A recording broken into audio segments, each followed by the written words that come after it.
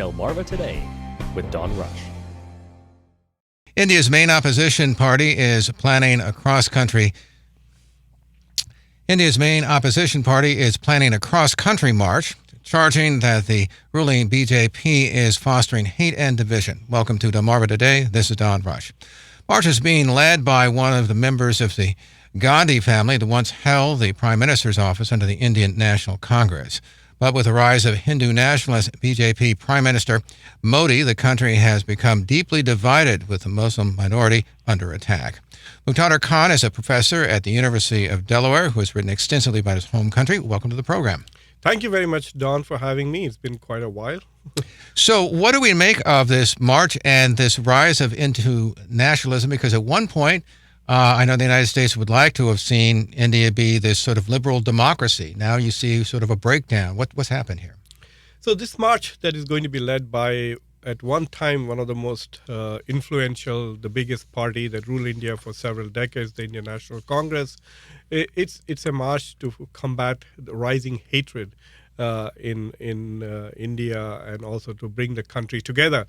Actually, the story is very similar to what we have here: growing polarization, mutual distrust, intolerance and hatred, and undermining democracy. But India's story is a bit more complicated. That India, in the last two elections, that is 2014 and 2019, has elected the Bharatiya Janata Party with absolute majority in the parliament, which is quite rare because for several decades India was ruled by coalitions, and the absolute majority was won by a party which has Hindu nationalist credentials, led by people who belong to a very ideologically oriented Hindu nationalist movement called the RSS. And the goal seems to be to convert India from a secular and pluralistic democracy into a Hindu state, or Hindu Rashtra. The word Rashtra means state. A Hindu state where it is essentially ideologically a Hindu state, and all minorities, Christians, Muslims, Sikhs, and others would be completely marginalized.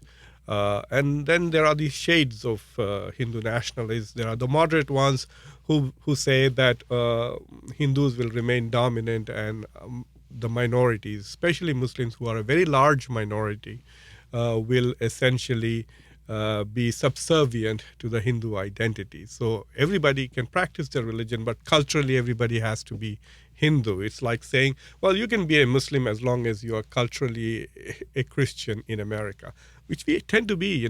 Like, for example, I get holidays for Christmas. I don't celebrate Christmas, and I have to beg for a day off in Ramadan. But that is their insistence. Then there are those extremely radical interpretations of the Hindu Rashtra, where they essentially want to erase the memory of Islam from India, and also make Muslims invisible. So they're changing names of cities and places, and they are often beating people up. Muslims who are accused of eating beef are lynched. And just a few weeks ago, on August 15th, India celebrated its 75th Independence Day. And on that day, Prime Minister Modi gave a speech in which he talked about respect for women. But on that same day, while the Prime Minister from Delhi was advocating increased respect for women, his home state, Gujarat, released people who had raped, a gang raped a woman, killed her entire family and children, and they were exonerated because they apparently had very high character and high morals. So people who had been sentenced for life imprisonment were released. So these kind of things are happening a lot in India, and India, which was born a democracy and is considered the biggest democracy in the world, has suffered significant, shall we say, drawbacks. There is a global phenomena of democracies being in the retreat since 2005. So if you look at the year 2004 and 5 and look now, there are fewer democracies in the world, and even those democracies which are democracies are weaker democracies. For example, the US and France are considered as flawed democracies. We are not full democracies. We don't respect all human rights. So India also has been suffering significantly on the democracy issue. especially on freedom of press. It's really dropped significantly, and the trust in government institutions, even in the courts, has declined in a very precipitous fashion. So why is it that it isn't a liberal democracy? Like we're here in the United States, for instance, it's a situation where we have this constitution and you're always kind of running into it, no matter what the majority has to say, or even a minority for that matter. Does India have that same kind of structure for a liberal democracy? Because there's democracy, which certainly can express, for instance, the majority, which may, in this case, is Hindu. But are there any checks in terms of minorities? So the Indian democracy was, or the Indian constitution was sort of modeled on the US Constitution. India is a federalist state like the United States. So there are states and there is a federal government, we call it central government in India, and they have their mutual rights. And the Indian constitution is a secular democratic constitution. It's it's also supposed to be socialist in its preamble. And the Indian constitution has all the fundamental rights for minorities. So there is religious freedom. Minorities have the rights to preach their religion, even have religious institutions. So you can have an Islamic school, you can have a Hindu school or a Sikh school, depending on your religious identity. So constitutionally, India is undoubtedly a liberal democracy. There is not much to fault with the constitution as it is. As a result of that, what has happened in India is that the biggest advocates and defenders of the current Indian constitution are the minorities and the Muslim community, because they want India to be like its constitution says. And the biggest opponents of the constitution are the Hindutva majorities, or people who, among the Hindu community, not the entire community, a section of that community which believes in the Hindu ideology and wants to convert India into a Hindu state. For them, one of the impediments is the Indian constitution, which says that India is a secular democracy. They do not wish to see India as a secular democracy. They feel that the word secularism is a code word for appeasement of minorities. They can't understand why minorities have equal rights when they are in a minority. So that is one of their fundamental. So what is happening in India from a constitutional point of view is a battle for the constitution. Indian Muslims are the defenders of India's constitution, and the advocates and those who aspire to convert India into a Hindu state are the ones which are the biggest threat to India's constitution as it stands. In fact, a fringe group called the Dharm Sansad, or the religious parliament, that's what they call themselves, have released a preamble and a draft constitution of the Hindu state, which clearly says that Christians and Hindus will be stripped of their voting rights in India. Muslims and Christians will be stripped of their rights, and only Hindus will be able to vote. Muslims will be, and Christians will be allowed to be in the marketplace, like buy and sell things and have jobs, but they will not have political rights. Yes, I mean, that's not the official position, but the fact that such voices do exist. And the courts are beginning to lose their credibility too. Let me refer to two decisions. One decision was when the Supreme Court acknowledged that the destruction of the Babri Mosque in 1992 was an act of vandalism, and it was illegal, and yet it then gave that land to build a Hindu temple on a spot which Hindus believed their God was born. So what the court really did was allowed religious sentiment to overwhelm evidence to the contrary. And then one of the state high courts recently, even though the country allows freedom of religion, tried to ban hijabs, or did ban hijabs in the state of Karnataka, which is the hub of IT industry right now, with Bangalore, which is there. I think Microsoft's India is based in that city. So what is happening as far as minorities are concerned is they are beginning to lose trust in government institutions. There are all kinds of weird things that the government is doing. So, for example, recently one of the spokespersons for the ruling party made some profoundly derogatory statements of Prophet Muhammad, peace be upon him. And when people protested, the government bulldozed the homes of those who had organized the protests. Uh, it was stunning what they did. They just bulldozed their homes. People say that they're getting these tactics from Israel, where bulldozer is used as a way to oppress the Palestinians. And the reason why I bring up the bulldozer story is that on 15th of August in Edison, in New Jersey, there was a huge procession celebrating India's independence, and bulldozer was produced there to celebrate the oppression of Muslims. And the mayor of that city then later on apologized for allowing that, but only after both the senators of the state of New Jersey complained. Booker was very clear, Senator Booker, in condemning what happened. So it's not just that there's something terrible happening to Muslims over there, it's going to affect us here. A lot of people who are associated with Hindu nationalism are now in the US government, who are part of it. One of the members of the parliament of Congress from Chicago, Raja Krishnamurti, is accused of being very close to the Hindu nationalist movement. He does not deny it. He's a recipient of a lot of the funding of those organizations.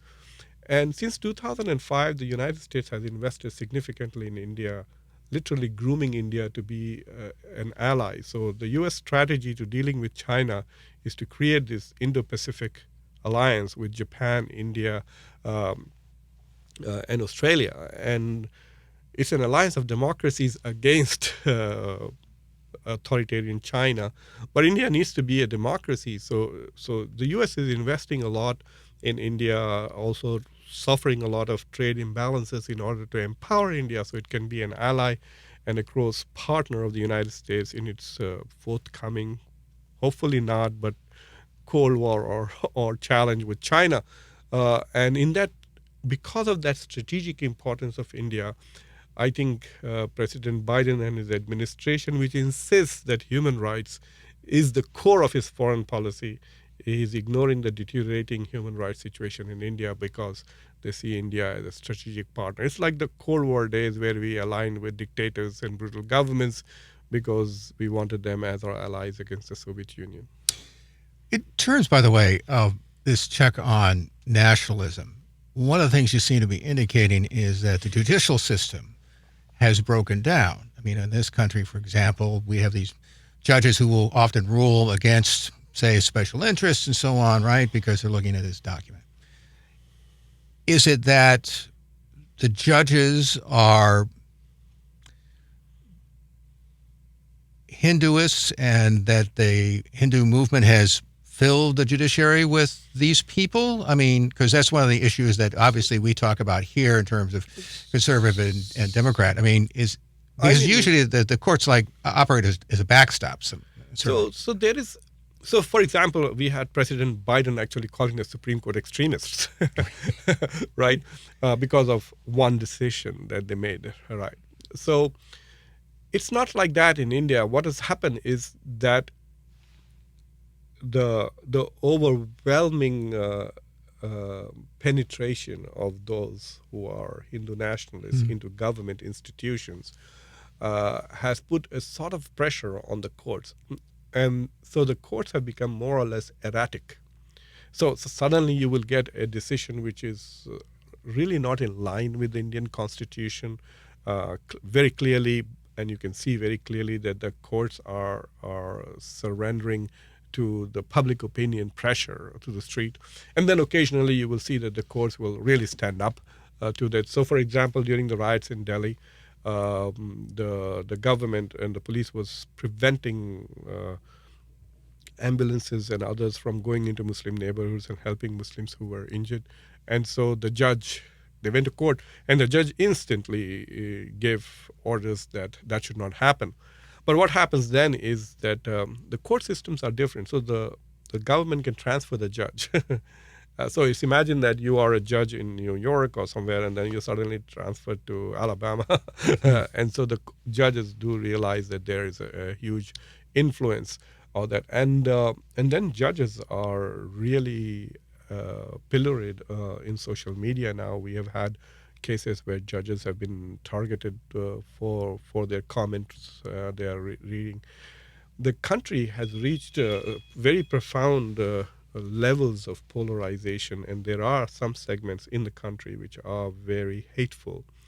Uh, and uh, and and what the political parties have done is they have created these armies of trolls who are actually on the payroll. So, so for example, when this interview, I will put this on my Twitter, and you will see that there will be literally hundreds of people attacking me and probably NPR and Delmarva and maybe even the city of Salisbury as anti-India and anti-nationalist, because that's their job. So the country has is not only become polarized, but it has become a way of life for a lot of people, and that is the danger of it. There have been calls for genocide of Muslims. There are public statements issued by Hindu leaders who said that we will kill. They not only did that, but they also said we will raise the money to get you out of courts and on bail if you go and kill Muslims. And that's very scary. And unfortunately, because of the U.S. situation, because of January 6th and the declining democratic situation in the U.S., and also because of the George Floyd episode, the U.S. government is having trouble pressuring other countries to improve their human rights condition, because they're turning around and saying, well, we know how good you are. Why don't you deal? So the Indian foreign minister was very clear in his response, saying you should deal with your racial issues before you lecture us about communal issues. And so, but those battles are also coming here in the U.S. So you will see increasingly the diaspora communities heavily engaged in this. I think that one of the biggest problems that you're going to probably see in the next 10 to 15 years will be the treatment of religious minorities, especially Muslims in India. As it is, we have Uyghur cases in China, where China is committing a cultural genocide and profound oppression of Muslims in China. You've seen the Rohingya issue with Myanmar literally killing hundreds of thousands of people and generating refugees. And then next one will be India. If the international community does not come alive to this issue and prevents it, India is at a very interesting moment in its history. India, Shakespeare said there is a tide in the affairs of man, which when taken at the helm will lead on to fortune. India is at that turning point. And so it's not even in India's interest to be divided at home and to create situations which could lead to flight of foreign investments, etc. So I think India also needs international help to set right its course. It needs course correction before something really horrible happens in India. Because one of the things that struck me is that former President Donald Trump, when he was in office, appeared with Modi and seemed to endorse certainly his regime, his party, as it were. What does that say? I mean, right now we have obviously the President Biden, and he's in the White House, seen as someone who's liberal and in terms of his inclinations, right? But do you think that there's a segment out there in American politics that might decide that Modi is the way to go in terms of India? Well, Trump and Modi are like twins, so that's not a problem. When Trump was in India, there were riots taking place in Delhi, and he had nothing to say. In fact, the nature of the riots has been described as a program where minorities were killed and Muslims were killed. Not only that, but they were kind of pushed out of neighborhoods in Delhi. So there was a purging also taking place, and Trump had nothing to say about it. And I'm sorry to also say that President Biden has been quite disappointing. He seems to have liked to fist bump with monarchs and others, so he can fist bump MBS, and then because he has a new war to fight, so now that war is most important, and so human rights everywhere is. India has tremendous strategic importance. India is now easily the fourth or fifth biggest economy in the world after US, China, Japan, and Germany. It's bigger than UK. It's the fifth biggest economy in the world. If you adjust for purchasing power, it's the third biggest. It has the third biggest defense budget, about $90 billion, and a lot of it is there. It's a huge market, so there's a lot of trade, etc. So India is very important from trade perspective, defense perspective, and then its strategic significance, because if the U.S. is going to engage in some kind of competition or conflict with China, the U.S. would rather have it. And India seems to be taking advantage of it. Look at the war with Ukraine. India has not been an ally of the United States here. In fact, India is benefiting from the oil purchases from Russia. So the U.S. has to understand how long will the United States compromise its own values in its relations with India, in the hope that one day India will be a strategic partner. We did the same thing with China. We brought China, gave China the most favored nation status, and then we brought China into the World Trade Organization and said, oh, we will bring China into the international community, raise its stature, etc. And then for some reason we thought that China would then become a liberal democracy, and it did not. And I think with India, the United States also has an additional problem with India, in that sense that there is a large Indian diaspora and very influential, very rich, very powerful. All the high-tech companies from Microsoft to Google are actually led by Indian Americans or Indians themselves, people who came from India, the first generation.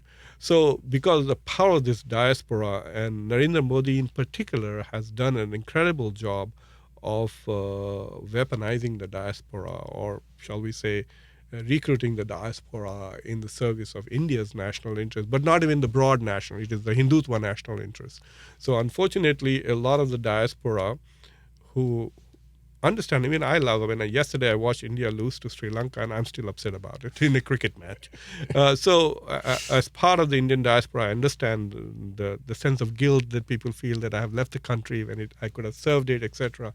So that is employed to serve the interests. However, if you don't make the distinction between what is good for India and what is Hindutva, which is not the same thing as Hindu religion. Hindutva is an ideology that seeks to convert India into a Hindu state. It's like the Taliban version, the Hindu version of the Taliban. The Taliban want to create an Islamic state in Afghanistan, which would discriminate against all people who are not Muslims and try to... And that's what Hindu Rashtra is going to be, a Hindu state which will privilege Hindu religious identity, but also there is proactively undermine other religious communities, marginalize them, and reduce their stature and status in society. So we are in that situation where this ideology is also becoming quite global. So you can see their influence now in other parts of the world. And I think in the next 20, 30 years, we will be struggling to deal with Hindu nationalism on the global scale. Well, in terms of India, I mean, is it that the majority of Hindus support this kind of division? I mean, for a long time, it was not the case. I mean, is there some growing issue here that the produces Hindu that? nationalist movement is nearly 100 years old. So it's mostly started in 1930s, and the books, etc., which were written by Hindu nationalists like Veer Savarkar, etc., were written in the 1930s. So when India was struggling for its independence, there was the secular nationalist movement, there was the Muslim nationalist movement, and there was the Hindu nationalist. The Muslim nationalist movement eventually led to the partition of India and creation of the two Muslim countries, Pakistan and later Bangladesh. So if you look at the electoral polls, right, if you look at the electoral polls, you realize that roughly, I'm giving you rough numbers, India is about 80% Hindu and 20% other minorities, with Muslims anywhere around 14 to 15. Even though the Christians look like a tiny minority, they are nearly 40 million. So they're bigger than some European countries. So there are about 35 to 40 million Christians, and then there are Sikhs, and there are Buddhists, and there are Jains, etc. So all the other minorities are about 20% of India. So India is 80% Hindu. But in the elections, the BJP has never got, the range of its votes are 37% nationally, and in some parts of India, which are considered their strength in the hinterland, the Hindi language belt, they are getting about 41% of the vote. So those who wish to have an optimistic view, they say, look, there are, even in places where they should naturally be powerful, like Uttar Pradesh, a state in India, their 60% of the voting population is voting against them. But but you must also understand the Hindu community of 80% is not monolithic. There is a lot of caste-related divisions. So there is an upper caste Hindu movement, and it is quite possible that a significant segment of the upper class Hindus are in sync with the Hindu ideology or benefit. So not everybody might have hateful feelings towards the minorities. They may benefit because the Hindu nationalist movement also is a right-wing party. So it's like somewhat like the Republicans. So there are less tax-related people who might vote only for the Republicans, not because of the abortion issue, but because of the tax issue. They want less tax. So there might be those people who support the Hindu nationalist movement purely on economic grounds. It is a perception in India that the Hindu nationalist political parties are less corrupt than the traditional parties, the secular ones. So they might also be supporting. So it is quite possible that the hateful supporters of the Hindu nationalist movement maybe 20-25% of the country. But the fact is, the way the numbers are at the moment, the lack of charisma, lack of leadership in the opposition parties and secular parties also exaggerates the significance of Narendra Modi and his party, and they come to power. And because a Hindu nationalist party, which is very sympathetic to rise of Hindu nationalism, is in power, it is allowing trend, which is both cultural and political, which is gaining momentum towards the Hindu Rashtra, and that's the frightening part. How much does economics play in all of this? I mean, at one time, it looked as if the Indian economy was hitting the skids, and yet now I think I see some projections of 7% or so growth. And it seems to me that governments who are in power, if the economics are good, they'll stay. But if they go... So the thing is that go ahead. India's turning point was 1991, with India basically partly because of the collapse of the Soviet Union, I guess. India turned towards market reforms and liberalization took place. And the Indian economy has been growing significantly. It has never hit the same pace as China's did in the 80s and 90s, but it's always been 7 to 9% growth rate India is growing. And then afterwards, it began to slow down a bit. In fact, under the BJP, which has been in power 2014 till now, India's economic performance has been up and down, but it was steadily doing very well from, say, until 2014. And plus, COVID also had a huge impact. COVID had a tremendous impact on India's economy. However, in the post-COVID era, India is, I think, the fastest growing economy among all the big economies in the world. There's no doubt that India is going to very quickly become the third biggest economy in the world, and by 2050, it should potentially might even overtake the United States. Right now, it's at $3 trillion.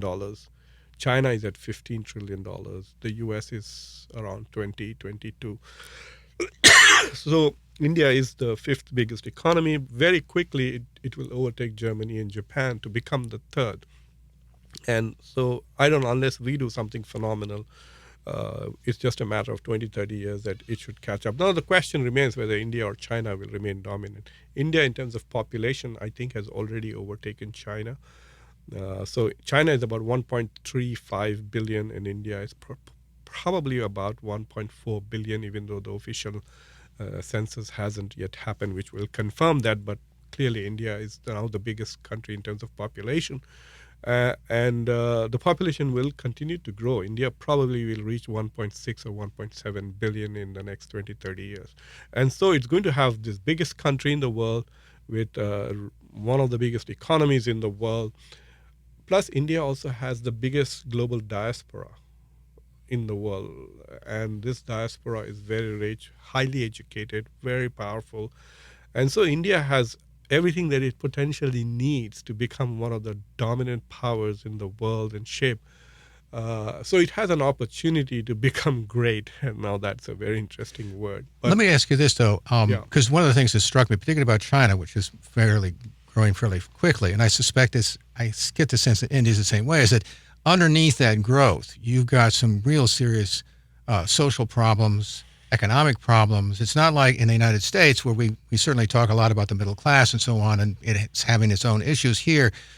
But you look at the United States or in Europe, you've got this very strong middle class. You've got this strong production going on. I mean, it permeates all the way down, as opposed to, say, someplace like China or even India, where you've got a large number of people who are really poor. I mean, beyond anything that the United States sees. So, I mean, it seems like there's something underneath that growth that may very well hamper it being the great economic power that perhaps it could be. So if you look, it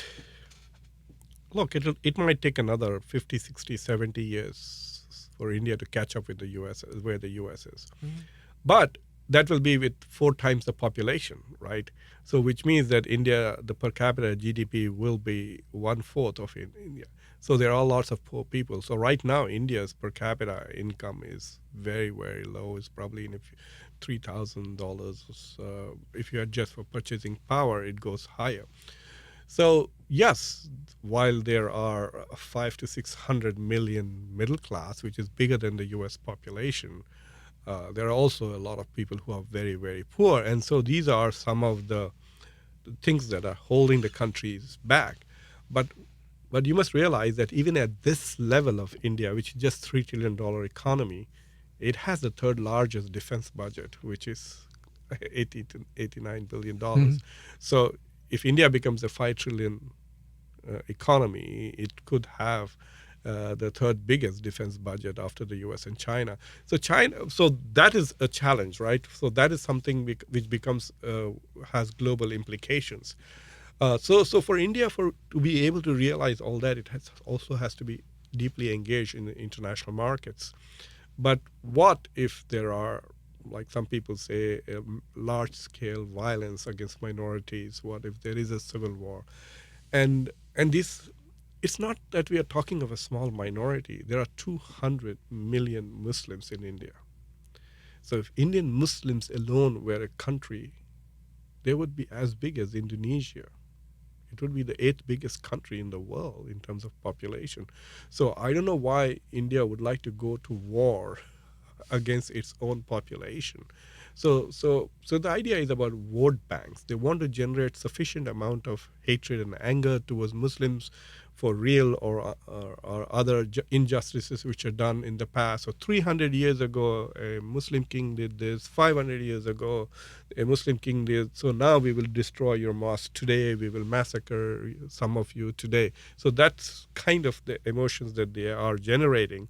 And the idea is to basically consolidate a Hindu vote. So one of Narendra Modi's political victories has been to make the Muslim vote irrelevant.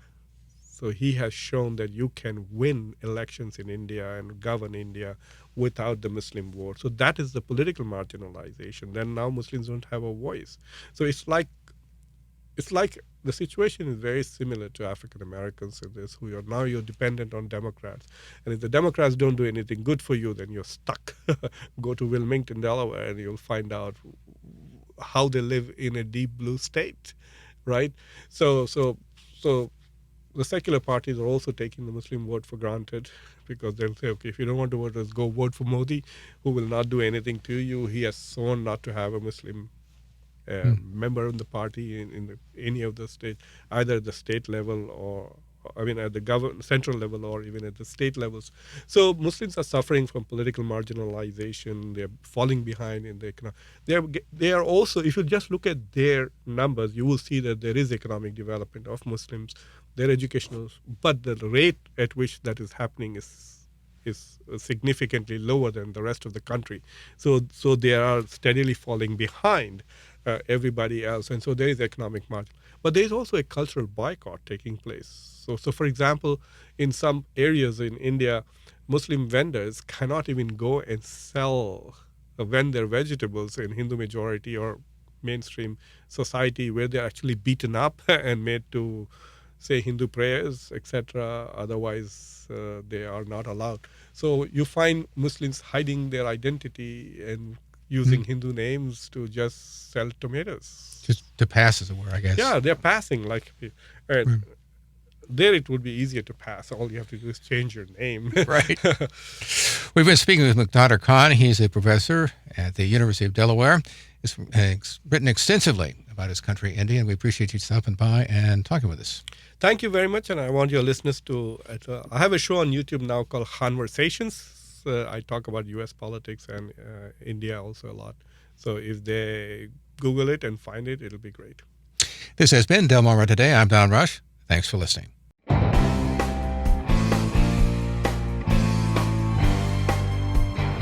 Delmarva Today with Don Rush.